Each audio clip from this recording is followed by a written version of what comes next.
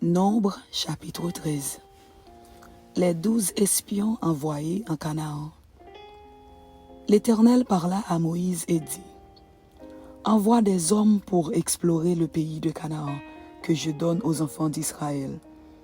Tu enverras un homme de chacune des tribus de leur père. Tous seront des principaux d'entre eux. Moïse les envoya du désert de Paran d'après l'ordre de l'Éternel. Tous ces hommes étaient chefs des enfants d'Israël. Voici leurs noms. Pour la tribu de Ruben, Chamois, fils de Zakur. Pour la tribu de Siméon, Shaphat, fils de Hori. Pour la tribu de Juda, Caleb, fils de Jephuné. Pour la tribu d'Issachar, Jigal, fils de Joseph. Pour la tribu d'Éphraïm, Osée, fils de Nun. Pour la tribu de Benjamin, Palti, fils de Raphu. Pour la tribu de Zabulon, Gadiel, fils de Sodi. Pour la tribu de Joseph, la tribu de Manassé, Gadi, fils de Suzi. Pour la tribu de Dan, Amiel, fils de Gemali. Pour la tribu d'Azer, Sétur, fils de Mikaël. Pour la tribu de Nephtali, Nagbi, fils de Vofsi. Pour la tribu de Gad, Géouel, fils de Maki. Tels sont les noms des hommes que Moïse envoya pour explorer le pays. Moïse donna à Osée, fils de Nun, le nom de Josué. Moïse les envoya pour explorer le pays de Canaan. Il leur dit: Montez ici par le midi, et vous monterez sur la montagne. Vous verrez le pays, ce qu'il est, et le peuple qui l'habite, s'il est fort ou faible, s'il est en petit ou en grand nombre, ce qu'est le pays où il habite, s'il est bon ou mauvais, ce que sont les villes où il habite, si elles sont ouvertes ou fortifiées, ce qu'est le terrain, s'il est gras ou maigre, s'il y a des arbres ou s'il n'y en a point.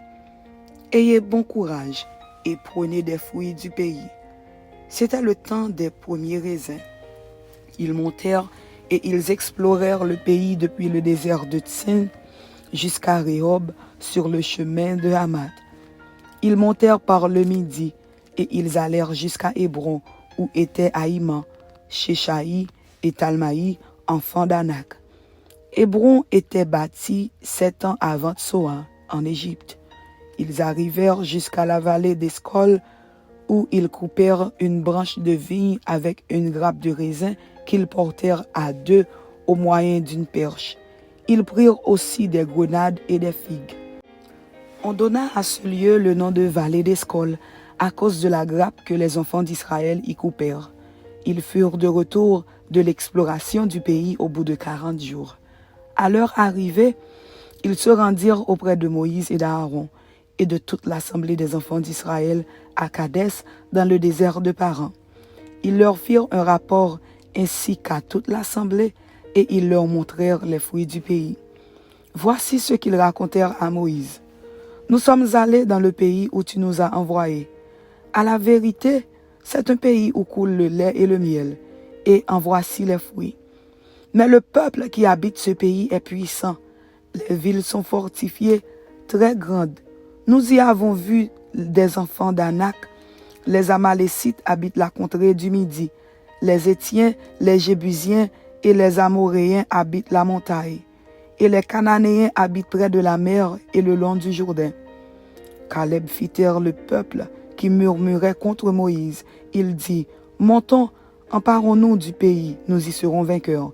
Mais les hommes qui y étaient allés avec lui dirent: Nous ne pouvons pas monter contre ce peuple, car il est plus fort que nous. Et ils décrièrent devant les enfants d'Israël le pays qu'ils avaient exploré. Ils dirent: Le pays que nous avons parcouru pour l'explorer est un pays qui dévore ses habitants. Tous ceux que nous y avons vus sont des hommes d'une haute taille, et nous y avons vu les géants, enfants d'Anak, de la race des géants. Nous étions à nos yeux et aux leurs comme des sauterelles.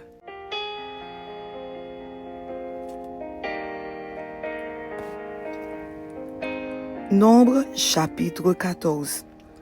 Murmure après le rapport des espions. Les 40 années au désert. Toute l'assemblée éleva la voix et poussa des cris.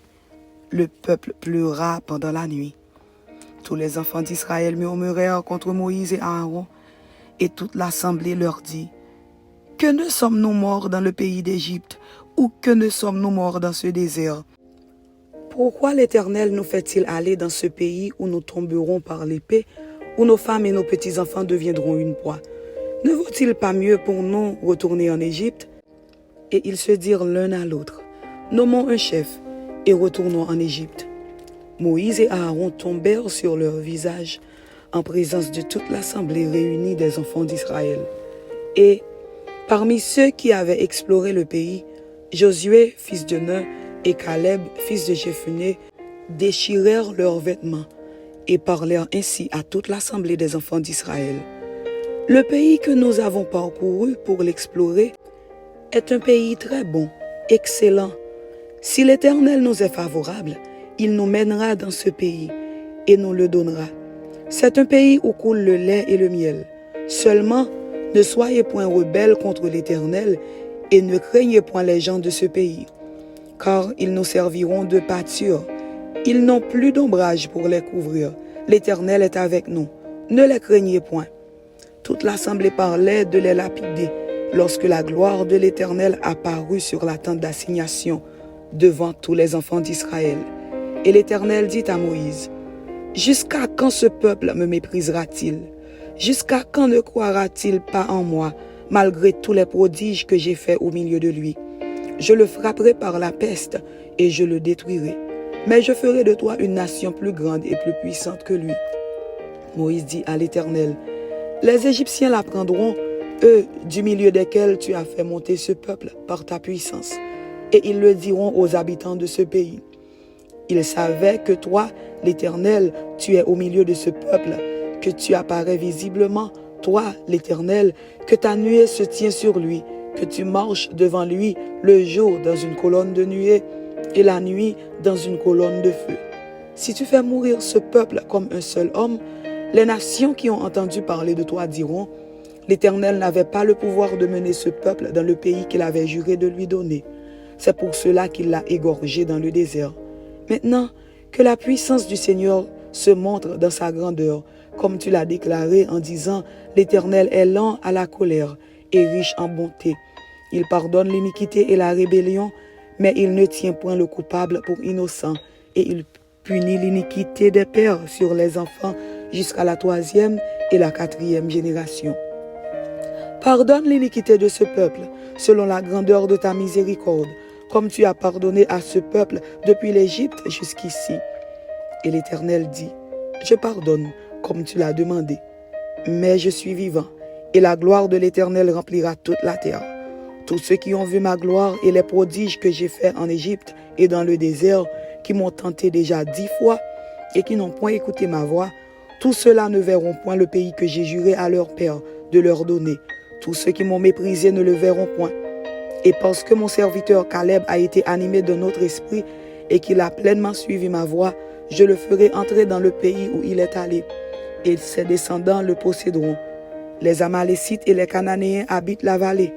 Demain, tournez-vous et partez pour le désert, dans la direction de la mer Rouge. » L'Éternel parla à Moïse et à Aaron et dit, « Jusqu'à quand laisserai-je cette méchante assemblée murmurer contre moi? J'ai entendu les murmures des enfants d'Israël qui murmuraient contre moi. Dis-leur, je suis vivant, dit l'Éternel. Je vous ferai ainsi que vous avez parlé à mes oreilles. Vos cadavres tomberont dans ce désert. Vous tous, dont on a fait le dénombrement, en vous comptant depuis l'âge de 20 ans et au-dessus, qui avez murmuré contre moi.